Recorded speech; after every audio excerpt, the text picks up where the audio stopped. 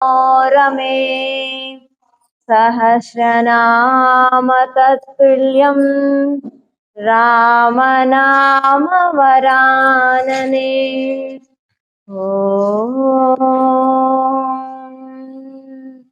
अपदामपहर्तारं दातारं सर्वसम्पदां लोकाभिरामं श्रीरामं भूयो भूयो नमाम्यहम्। हरामि हरिः ఓం। ఆశ్రమంలో కొలువైనటువంటి శ్రీ శ్రీ శ్రీ శివానంద సరస్వతి స్వామి వారికి శిరస్సు సాష్టాంగ నమస్కారం తెలియజేసుకుంటూ సత్సంగానికి వచ్చేసినటువంటి ఆధ్యాత్మిక ఆత్మీయ గురుబంధువులందరికీ కూడా హరి ఓం। అయితే మనం కర్మయోగం బాగా పూర్తి చేసుకున్నాం. ఇప్పుడు మనం కర్మ సన్యాస యోగంలో ఉన్నాం కదా. మనం ఒక చాప్టర్ విడిచి ఇంకో చాప్టర్ కి భగవద్గీత వెళ్ళినప్పుడు మీకు ఎటువంటి అనుభూతి కలుగుతుంది?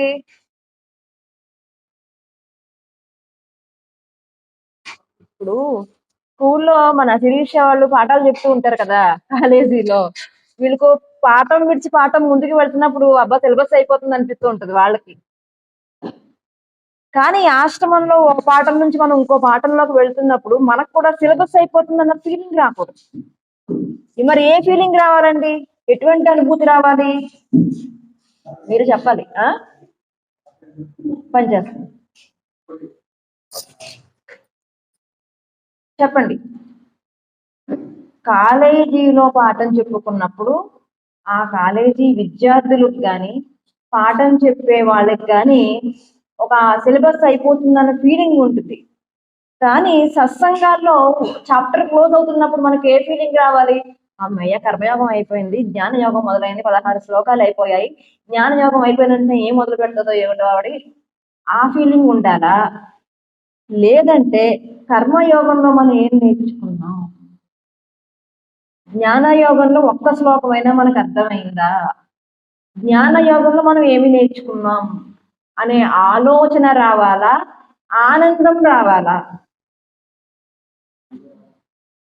ఆలోచనతో కూడిన ఆనందమే రావాలి, అంతేగాని ఏదో ఒక్కటి రావడం కుదరదు. ఎందుకంటే ఆలోచించడం వల్ల ఒక సాటిస్ఫికేషన్ ఉంటుంది, దానివల్ల అమ్మయ్య అన్న ఆనందం కలుగుతుంది. ఏదో ఆలోచన వచ్చిందనుకోండి, ఇది మనకు అర్థం కాలేదని తెలుసుకునే జిజ్ఞాస పుడుతుంది. ఆనందం చాప్టర్ క్లోజ్ అయిపోతుంది, ఆనందం మనకి ఎప్పుడు ఉండకూడదు, ఉండరాదు కూడా.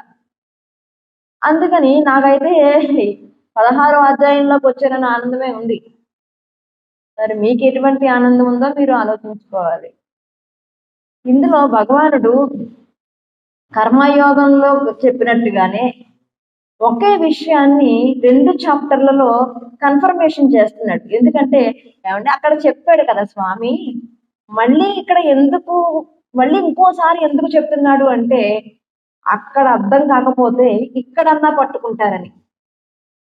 నియతం కర్మ అన్నాడు, అంటే నీకు నియమించిన కర్మని నువ్వు చెయ్యి.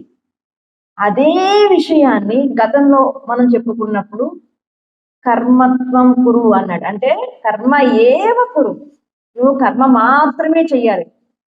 అంటే కర్మ విడిచిపెట్టడానికి లేదని ఆయన ఖచ్చితత్వంగా చెప్పేశాడు. దేన్ని విడిచిపెట్టడానికి లేదు. మనం చేయవలసిన కర్తవ్య కర్మలు, మనం చేయవలసిన సుకర్మలు, అంటే శాస్త్రవిహిత కర్మలన్నీ కూడా నువ్వు చెయ్యాలో అని చెప్పి భగవంతుడు ఖచ్చితంగా చెప్పేశాడు. అయితే బానే ఉంది. నేను అంటాను, ఇలా వెళితే ఆ గుడి వస్తుందా అని తెలియని ప్రదేశానికి వెళ్ళి అడిగాను అనుకోండి, వాళ్ళు అంటారు ఇలా వెళితే రాదండి అని చెప్తే మరి ఎలా వెళ్తే వస్తుందో కూడా చెప్పాలి కదా. ఇలా వెళ్తే రాదంటే ఇప్పుడు నా పరిస్థితి ఏంటి? అంతే కదా. అంటే దారి మనకి తెలియనప్పుడు, ఆ దారిని మనం ఎవరో ఒకరి ద్వారా కనుక్కున్నప్పుడు, ఇలా వెళితే దారి బాగాలేదని చెప్పినప్పుడు మరి ఎలా వెళితే బాగుంటుందో కూడా చెప్పాలి కదా. అదే విధంగా భగవంతుడు నువ్వు కర్మ చెయ్యి అని చెప్పిన భగవంతుడు ఎటువంటి కర్మ చెయ్యాలో కూడా స్పష్టంగా చెప్తున్నాడు. భగవద్గీత ఎప్పుడు కూడా మనకి ఒక విషయాన్ని, కర్తవ్యాన్ని బోధ చేస్తూనే ఉంటుంది. అదే విషయాన్ని 16వ శ్లోకంలో ఏమంటున్నాడంటే, కిం కర్మ కిమకర్మేతి. చెప్పండి. 16వ శ్లోకం అందరూ చెప్పాల్సిందే. చెప్తాను. అంటే వీళ్ళు తెరుచుకుంటున్నారు. పేజీ నెంబర్ ఎంత? 110.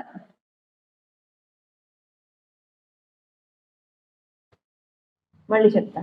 కిం కర్మ కిమకర్మేతి కవయోపత్రమోహితాః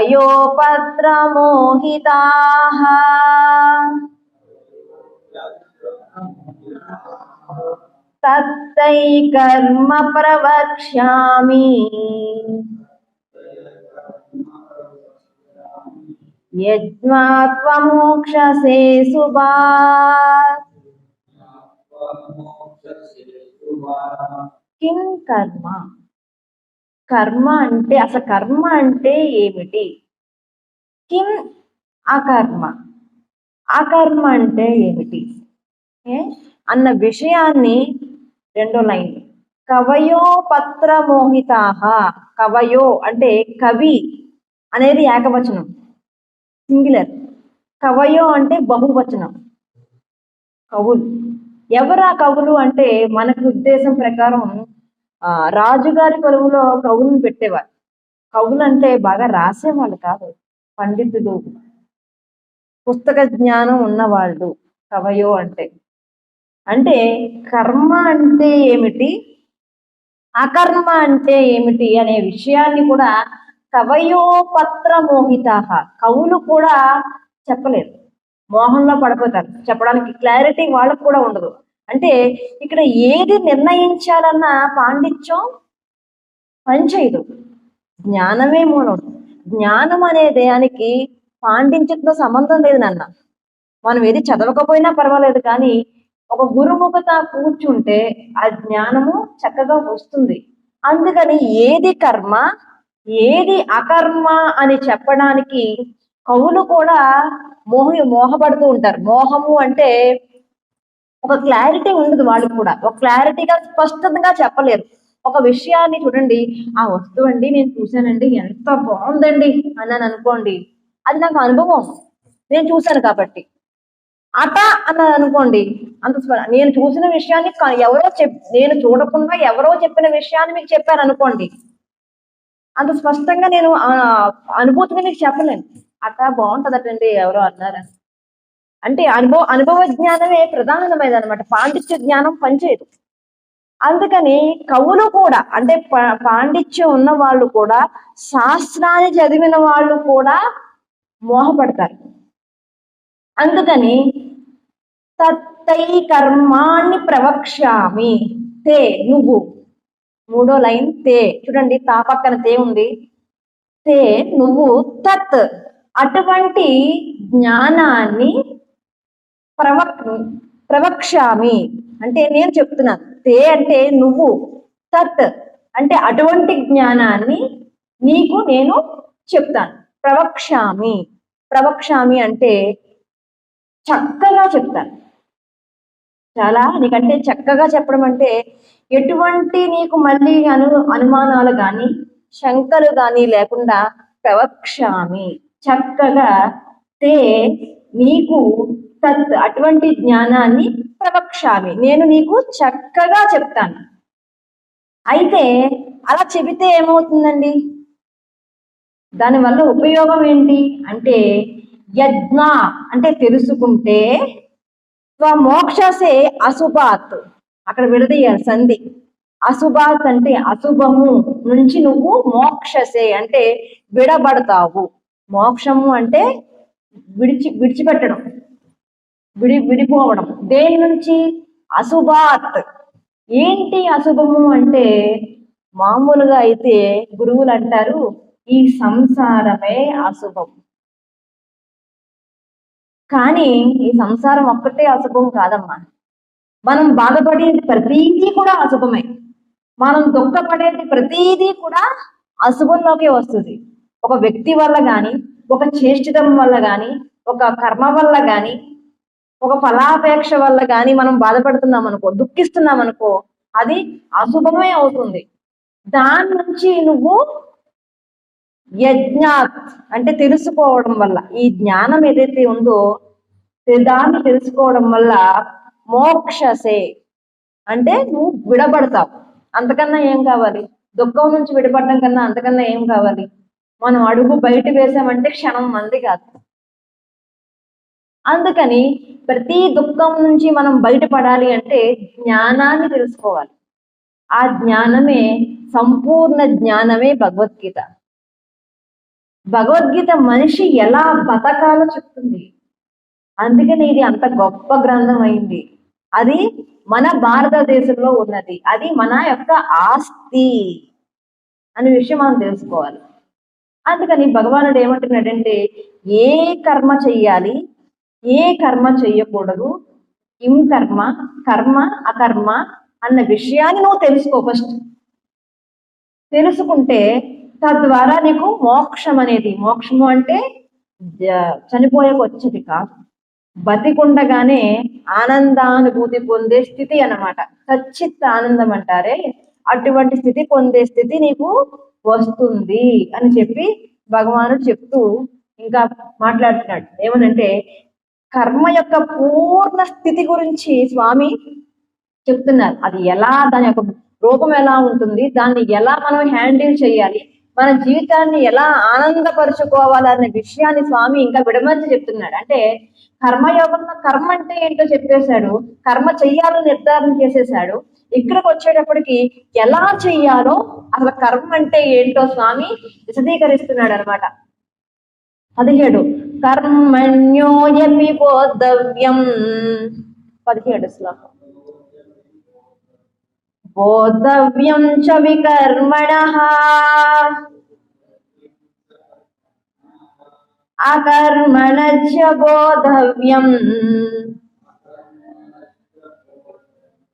గహనా కర్మణో గతిః. ఇంకొకసారి కర్మణ్యోయపి బోద్ధవ్యం, బోద్ధవ్యం చ వికర్మణః అకర్మణశ్చ బోద్ధవ్యం గహనా కర్మణో గతిః.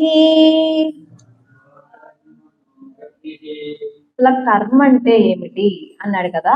అకర్మ అంటే ఏమిటి అంటే మన లోకంలో కర్మ, వికర్మ, అకర్మ, ఆ 3 విషయాల గురించి స్వామి మాట్లాడుతున్నాడు.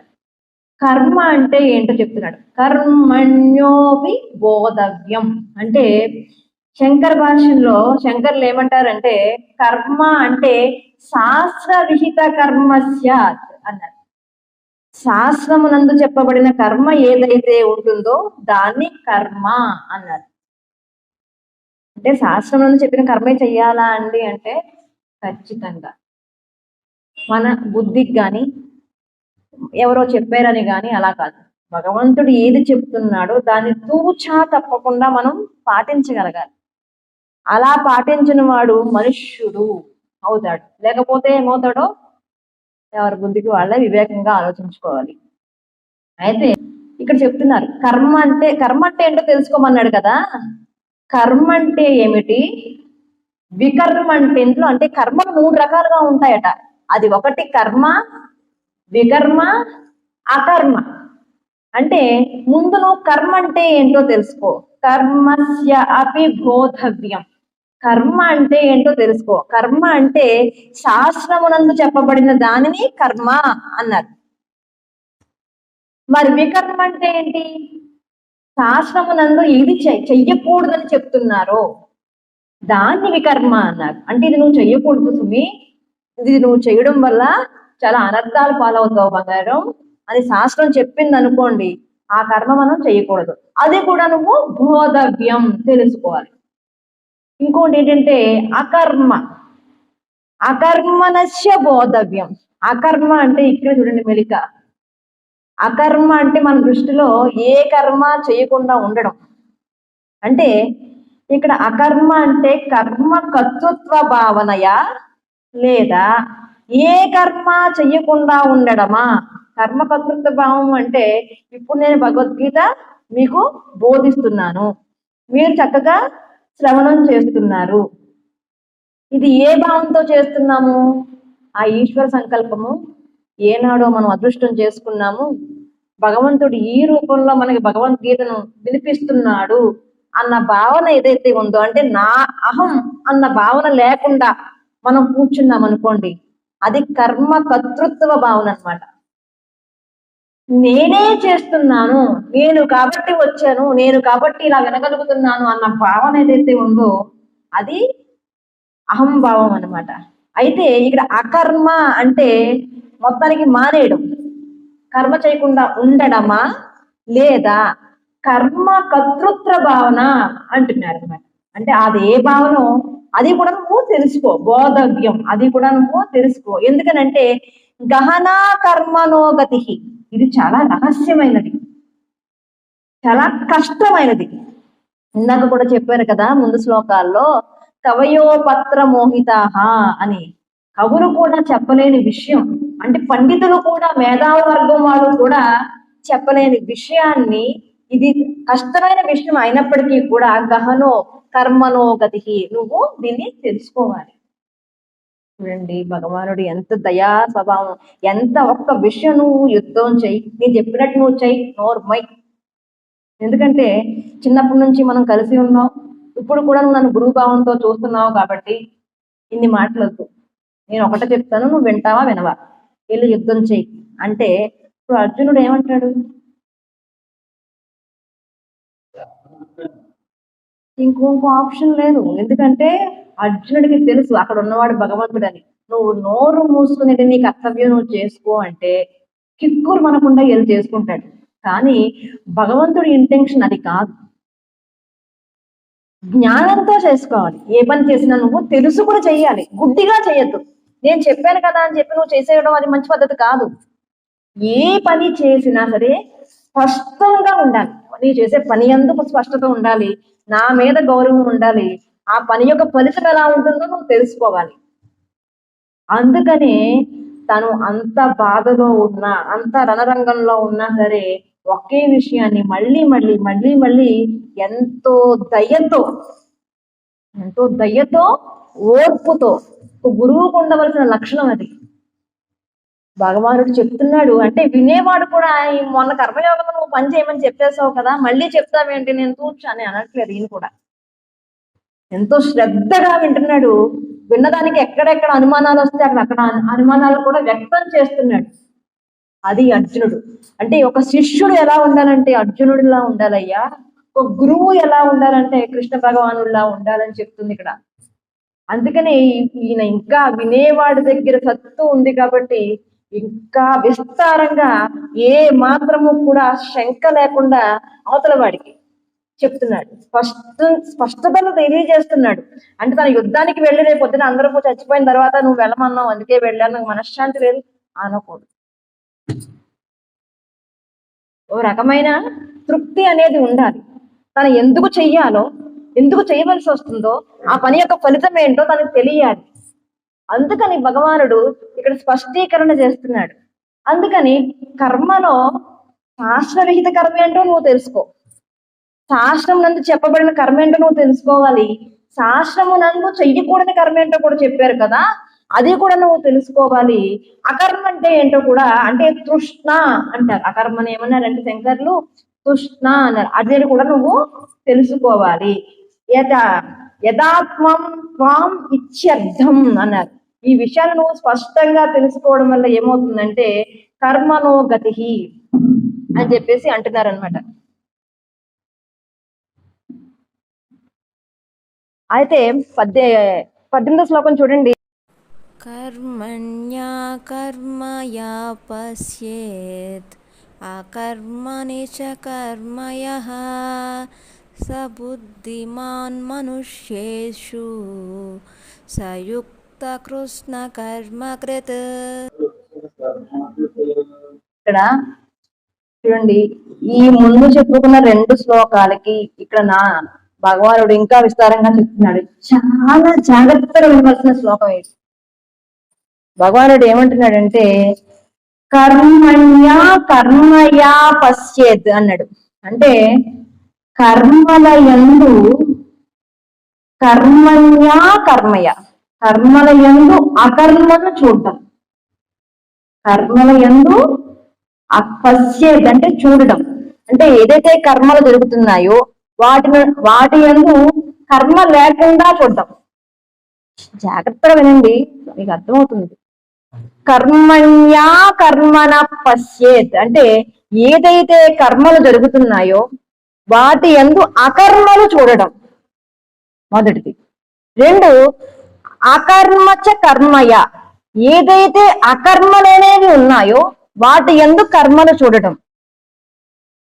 అంటే మొదటి లైన్ లో కర్మణ్యా కర్మయా పశ్చేద్ అంటున్నాడు. అంటే ఇక్కడ జాగ్రత్తగా వినండి, మీకు ఒక ఉపమానం చెప్పాలంటే పూర్వం మీకు తెలుసున్న కథే, నీతి కదా.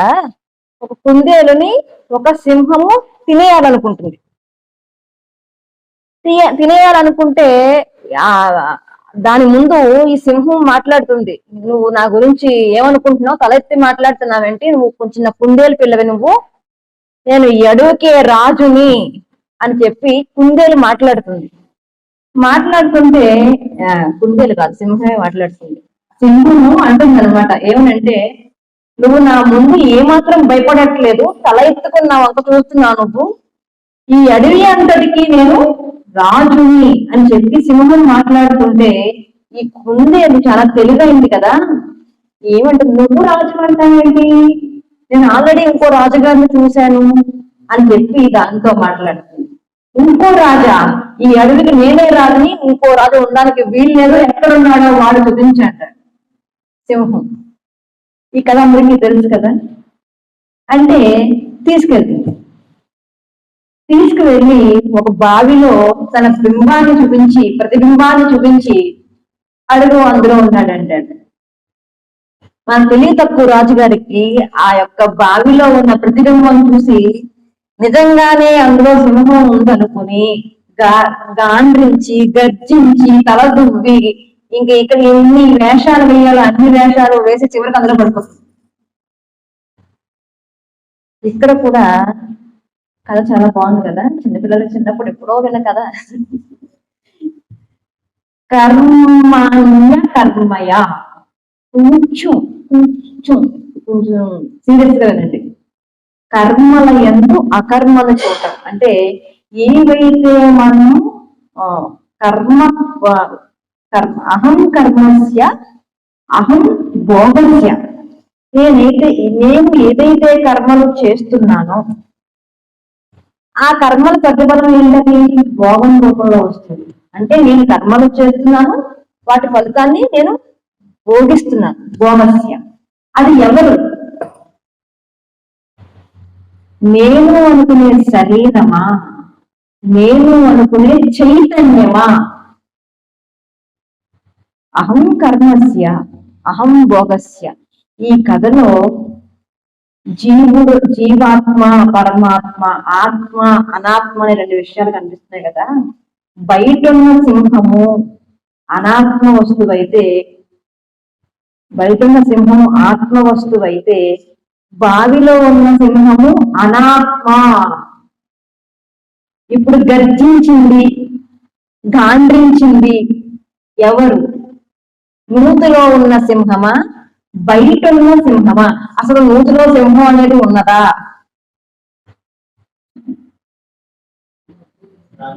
అన్ని బయట కూడా చేస్తుంది. ఇక్కడ కూడా లోపల ఒక సింహం ఉంది, అదే చిత్, చైతన్యము.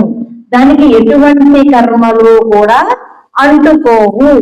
కానీ మనం మాత్రం నేను చేస్తున్నాను నేను అన్ని చేస్తున్నానని ఈ కర్మలన్నిటినీ కూడా మనం దేనికి ఆపాదించేస్తున్నామంటే ఆ లోపల చిత్ స్వరూపానికి, ఆ ఆత్మ స్వరూపానికి మనం ఆపాదించేసుకుంటున్నాం సింహంలాగా. అది కదా. అంటే కర్మణ్య కర్మయ, ఏది కర్మ చెయ్యట్లేదో దానికి మనం కర్మని ఆపాదిస్తున్నాం. అర్థమైందా? ఈ ఒక్క లైన్ లో ఏమైనా డౌట్లు ఉన్నాయా? నువ్వు ఇంకా క్వశ్చన్ మార్క్ వేసి చూస్తున్నావు. అర్థం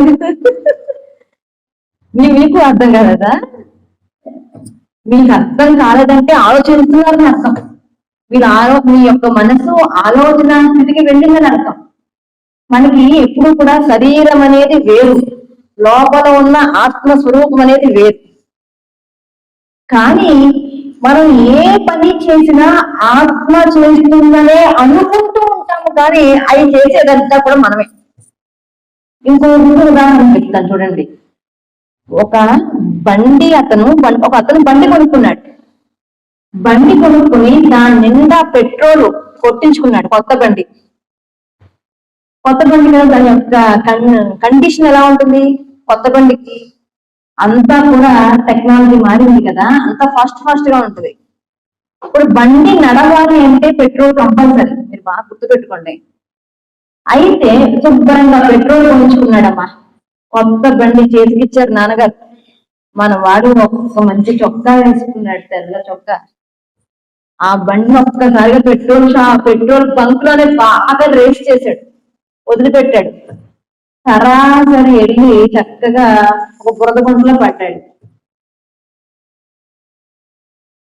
తప్పు పెట్రోల్దా, బండిదా, వాడిదా? పెట్రోల్ కొట్టించాడు కదా. పెట్రోల్ ఉంటే అది కరెక్ట్ గా వెళ్ళి రావాలి. ఇప్పుడు బండి వెళ్తుందంటే మెయిన్ ఏమి ఉండాలి?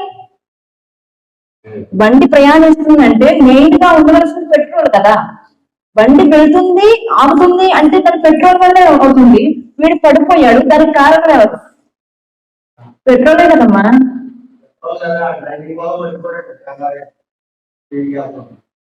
ఇక్కడ కూడా ఈ బండికి లోపల చైతన్యము అనే పెట్రోల్ ఉంది. మన బుద్ధి చేత మనం ప్రయాణం చేసేసి దాన్ని మనం పెట్రోల్కి ఆపాదించకూడదు. అర్థమైందా? వాడు పడిపోగానే ఈ పెట్రోల్ అనవసరంగా కొట్టించాను అందుకే పడిపోయాను అంతేగా. ఆ చుట్టుపక్కల అందరూ అన్నారు, ఒరే కుర్రాడిని నీకు బుద్ధి ఉందా లేదా, అంత రేస్ చేసుకుని వెళ్ళిపోతావా, బురద ఉంది కదా చూసుకోవద్దా అనరా? అనరా? అదే విధంగా మనం చేసే కర్మలు ఈ కదలికల చేత ఆయన చైతన్య రూపంలో మనం కదలడానికి ఆయన ఉన్నాడు లోపల. కానీ మనం బుద్ధి చేత సక్రమంగా వెళ్ళాలి. మనం చేసే మంచి కర్మలు కానీ చెడు కర్మలు కానీ వాడు ఉన్నాడు కదా అని చెప్పి మనం ఆయనకి ఆపాదించకూడదు. అంటే మనం చేసే ప్రతి కర్మ యందు కూడా అకర్మను అంటే ఏది చేసినా సరే అది నాది కాదు, నేను చైతన్య స్వరూపాన్ని అన్న భావంతో ఉండాలట.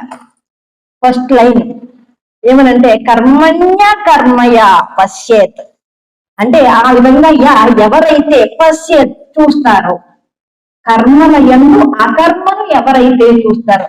శిరీష ఇప్పుడు అర్థమైందా నీకు? నో డౌట్ ఈ శ్లోకంలో. అంటే ఇప్పుడు టాస్క్ ఏంటంటే నేను చెప్పుకొని వెళ్ళిపోవడం కాదు కదా. నేను చెప్పుకొని వెళ్ళిపోతే ఏముందమ్మా, మనం ఒప్పుకుని వెళ్ళాలి. ఏదైనా సరే అంటే కష్టపడి కాదు, స్పష్టం చేసుకుని వెళ్ళాలి. అందుకని సరే అయితే నెక్స్ట్ లైన్ చూడండి. అకర్మణిచ కర్మయ. మొదటి దాంట్లో ఏది కర్మ చేయదో దాని కర్మని ఆపాదించేసాం కదా. ఇప్పుడు ఏది కర్మ చేస్తుందో దాని యందు కర్మ లేకుండా చూడటం. అంటే ఈ యపశ్యేతని పదం పెట్టే చూడండి మధ్యలో, దాన్ని ఇక్కడ కూడా మనం అన్వయం చేసుకోవాలి. అంటే అకర్మనిచ కర్మయ యపశ్యేత్, అకర్మయందు కర్మని చూసేవాడు ఎవరైతే ఉంటారో. ఏంటి అకర్మ? పడవ ఎక్కాం మనం, పడవలో ప్రయాణిస్తున్నప్పుడు ఆ ముందున్న చెట్లన్నీ మన మొహంలోకి వచ్చేస్తూ ఉంటాయి. ప్రయాణం చేస్తుంది ఆ చెట్ల మనమా? మనం ప్రయాణం చేయడం వల్ల అవి ప్రయాణం చేస్తున్నట్టుగా మనకి కనిపిస్తుంది. అదే విధంగా మనం ఏవైతే కర్మలు చెయ్యకుండా ఉంటామో, అంటే ఏవైతే కర్మలు చేస్తూ అకర్మని అది పోయింది, చైతన్యం కర్మలు చెయ్యట్లేదు. అంటే అక్కడ జడంగా ఉన్నది ఏంటి? చెట్లు ఏ కర్మ చెయ్యట్లేదు. మనం ఏమనుకుంటాం? చెట్లు వెళ్ళిపోతున్నాయి అనుకుంటాం, కొండలు వెళ్ళిపోతున్నాయి అనుకుంటాం. పిల్లలు కొండలు కూడా కొండలు కూడా వెళ్ళిపోతుంది చూసారా, వెళ్ళిపోయింది వెళ్ళిపోయింది వెళ్ళిపోయిందా అంటారు. నిజానికి కొండ వెళ్ళిపోయిందా, మనం వెళ్ళిపోయావా అంటే అక్కడ ఏ కర్మ జరగట్లేదు, జరుగుతుంది అనుకుంటున్నాం. అంటే అలా కరెక్ట్ గా, అంటే కర్మయందు అకర్మని, అకర్మయందు కర్మని ఎవరైతే చూస్తాడో, అంటే సత్యాన్ని ఎవరైతే చూస్తారో, ఉన్నది ఉన్నట్టుగా ఎవరైతే చూస్తారో వాళ్ళు సబుద్ధి, వాళ్ళు జ్ఞాని అని స్వామి అంటున్నాడు అనమాట. సబుద్ధి మనీషు మనుష్యేషు, అంటే మనుష్యుని యందు వాడు జ్ఞాని. ఇంకేమంటున్నాడంటే సయుక్త అన్నాడు, అంటే అతను యోగి. అంటే ఏది మనది కాదు అన్న ఒక్క మాటలో చెప్పుకోవాలంటే ఇందాక మనం చెప్పుకున్నది, ఏది చేసినా మనం కాదు, అది మన కర్మల పూర్వజన్మ కర్మ ఫలితంగా నడుస్తుంది. దాని ప్రకారమే మనం వెళ్తున్నాము. లోపల ఉన్న వాడి యొక్క చైతన్యాన్ని మనం దర్శించుకుంటూ సాక్షిభూతంగా కర్మ చేయడమే సంయోగి. అది యోగి యొక్క లక్షణము. కృష్య కర్మకృత్, కృష్య అంటే సమస్త కర్మలను, కర్మకృత్ ఎవరైతే చేస్తాడో, సమస్త కర్మలను కూడా ఆ విధంగా ఎవరైతే చేస్తాడో వాడు సబుద్ధి, వాడు జ్ఞానేయ, మంచి బుద్ధిమంతుడు. ఎందుకు వచ్చిందండి ఇదంతాను? మనిషికి వెళ్ళిపోతున్నాడు, అన్ని బాగానే ఉంటున్నాయి మనకు అని అనుకుండొచ్చు. నిజానికి కర్మలు, స్త్రీకి కొన్ని కర్మలు, పురుషుడికి కొన్ని కర్మలు ఆపాదించేశారు. అట్లా ఉండకుండా ఇంకోలా మనం ఉన్నాం అనుకోండి, ఎందుకండి ఉండొచ్చు కదా, ఇది తప్పే ఉంది అని అనిపించవచ్చు. అలా అనిపిస్తే ఏమవుతుందంటే, పూర్వము 8th క్లాస్ పిల్లలు, 9th క్లాస్ పిల్లలు ఇళ్లలో ఉన్నప్పుడు వాళ్ళ ఇంట్లో చిన్నపిల్లలు ఉన్నారు అనుకోండి, అన్నదమ్ములు. ఈ పెద్దవాడు తన 8th క్లాస్ పిల్లలతో ఆటలు ఆడుకుంటుంటే ఈ చిన్నపిల్లవాడిని రానివ్వరు. వాడేం చేస్తాడంటే, అన్నయ్య నన్ను కూడా ఆడనివ్వట్లేదు అని చెప్పి ఏడుస్తాడు. ఏడుస్తాడా? ఏడుస్తుంటే ఒరేవరా వాడిని కూడా ఆడించరా, వాడు మీ తమ్ముడే కదా, వాడితో పాటు వీడిని ఆడించమని చెప్తారు. చెబితే మీ బ్యాచ్ వాళ్ళందరూ అంటారు, సర్లేరా ఆడు, కానీ నువ్వు ఆటలో అడ్డుకోండిరా అంటారు. ఆటలో అడ్డుకోండి ఏంటండి? ఆడితే ఆడాలి, ఆడి పక్కన పోవాలి. ఈ ఆటలో అట్టుకోండి ఏంటి అంటే, వీళ్ళ ఉద్దేశం ఏంటంటే వీళ్ళు సీరియస్ గా ఆడేస్తూ ఉంటారు, వీడు ఏడుస్తున్నాడు కదా అని నాకు కూర్చోబెడతారు అంతే. వాడు ఆడతాడు, కానీ ఈ వీళ్ళు ఆడే గేమ్ కు నియమాలు ఉంటాయి, ఆ నియమాలు వీడికి వర్తించవు. మీకు అర్థమవుతుందా? వాడు అడ్డుపోయినా ఇటుపోయినా పట్టించుకోరు. ఆడు ఆడుకుంటున్నాడు, వీడు ఏమనుకుంటాడంటే నన్ను ఆడిస్తున్నారు అనుకుంటాడు, కానీ వాళ్ళ ఉద్దేశం వీడిని పట్టించుకోరు. పట్టించుకోగా ఆడు ఒకవేళ తప్పు చేసినా సరే, ఆ గేమ్ లో నియమాలు ఉంటాయి, అక్కడికి వెళ్ళకూడదు ఇక్కడికి వెళ్ళకూడదు అని. ఒకవేళ వాడు వెళ్ళిపోయినా సరే వాళ్ళు ఎవరో వీళ్ళు ఏమన్నారు, కానీ ఈ గేమ్ లో సీరియస్ గా ఆడుకుంటున్న వాళ్ళు ఎక్కడికైనా వెళ్తారని కొడతారు కూడా. కానీ వీళ్ళని మాత్రం పట్టించుకోరు. గేమ్ అంతా అయిపోయాక ఈ వర్గంలో ఉన్న వాళ్ళు ఎవరో ఒకరు గెలుస్తారు కదా, నేను గెలిచానంటూ ఉంటాడు. వీడికి గెలుపు ఆపాదించబడదు, వాటమి ఆపాదించబడదు, కానీ ఒక ఆనందాన్ని గోరైపోతూ ఉంటాడు. ఆయనకి ఎప్పుడు తెలుస్తుంది అంటే, ఎప్పుడుదో తెలుస్తుంది పాపం, వీళ్ళందరూ కలిసి వీడిని పిచ్చి పుల్లాయని చేసేసారని. జీవితం కూడా అంతే. మన జీవితంలో బతుకుతున్నప్పుడు ఒక నియమబద్ధమైన జీవితాన్ని బతికినప్పుడే ఈ జీవితానికి అర్థం. ఇష్టానుసారంగా మనం జీవిస్తే ఆ జీవితానికి అర్థం అనేది ఉండదు. ఒక స్త్రీ వంట చెయ్యాలి అంటే స్నానము చేసి వంట చేయడం శాస్త్రోచితమైనటువంటి ధర్మం, కనీస ధర్మం. ఈ రోజు ఎంతమంది స్నానం చేసి వంట చేస్తున్నారు? వంట చేస్తున్నారని నాకు చాలా అనుమానమే. ఎందుకంటే మన కాకినాడలో మనం చూసామంటే ప్రతి వీధికి అడుగు అడుగుకి కర్రీ పాయింట్లే, అడుగు అడుగుకి హోటల్లే. దీన్ని అధునాతనము ఆధునికత అనుకోవాలో, స్త్రీ వెనకబడితనం అనుకోవాలో మరి నాకు తెలియదు. మరి అంత జ్ఞానం అయితే నాకు లేదు. మరి అయితే ఎందుకు ఇన్ని పాయింట్లు లేచాయి అంటే వీళ్ళు స్త్రీ ధర్మం ఏంటంటే స్నానము చేసి వంట చేయడం వల్ల ఏమి ఆపాదించారంటే యజ్ఞకర్తకు ఎటువంటి పుణ్యం వస్తుందో, ఒక యజ్ఞం చేస్తే ఎటువంటి పుణ్యం వస్తుందో అటువంటి పుణ్యాన్ని స్త్రీకి కూడా ఇస్తుంది శాస్త్రము. అంత ఈజీగా పుణ్యం వస్తుంటే మనం దాన్ని కూడా తీసుకోం. కనీస ధర్మం, కనీసం కనీసం మరి ఇంకా నియమ నిబంధనల దాకా ఎందుకు? కనీసం నీ ధర్మం, కనీస ధర్మం చేస్తున్నావా? అదే ఇక్కడ భగవద్గీత చెప్తుంది. అంటే మనం ఎప్పుడు కూడా ఆటలో పండులా ఉండకూడదు, ఆటలో పండిన వాళ్ళ ఉండాలి. ఆటలో మనం ఏమైపోవాలి? పండాలి. పండులా ఉన్నామనుకోండి, ఏ నియమాలు మనకు వర్తించవు. నేను ఆ వాడు గెలిచానని ఆనందపడుతున్నా సరే వాడు ఎవడు పట్టించుకోడు. ఎందుకంటే వాడు ఏ నియమబద్ధంగా వాడు లేడు అక్కడ, ఏ నియమాన్ని సక్రమంగా పాటించలేదు. అదే విధంగా మన జీవితంలో స్నానం చేయకుండా, జపం చేయకుండా, జ్ఞానం చేయకుండా, భగవద్ధానుగ్రహం లేకుండా విడిగా మనం ఇష్టం వచ్చినట్టు బతికితే వాళ్ళని ఏమంటారు? ఎవరికి ఇష్టం వచ్చినట్టు వాళ్ళు అంటారు, అంతే. ఎవరికి తోచినట్టు వాళ్ళు మాట్లాడతారు. కానీ నియమబద్ధమైన జీవితాన్ని గడిపిన వాడు మాత్రం ఎప్పటికీ కూడా భగవాను అంటున్నాడు ఏమనంటే, నియమబద్ధంగా ఎవరైతే ఉంటారో, సక్రమంగా ఎవరైతే ఉంటారో వాళ్ళని సబుద్ధి సయోగి అంటున్నారు. సయోక్తి సయుక్త అన్నారు. వాడు బుద్ధిమంతుడయ్యా, వాడు జ్ఞాని, వాడు యోగి అని చెప్పి భగవానుడు చెప్తున్నాడు. అందుకని మనము కనీసం మనకి ఆపాదించిన నియమ నిబంధనలతో మనం జీవితం గడపాలి. కనీసం వాడు పుష్య కర్మకృత్, ఆ విధంగా సమస్త కర్మలు కూడా చేస్తూ ఉంటాడు అని చెప్పి స్వామి మాట్లాడుతున్నాడు. అయితే అటువంటి కర్మలు ఎలా చేయాలో భగవానుడు వచ్చేవారని చెప్పుకుందాం. హరి ఓం. సర్వం శ్రీకృష్ణ పరమాత్మ పాదారవిందార్పణమస్తు.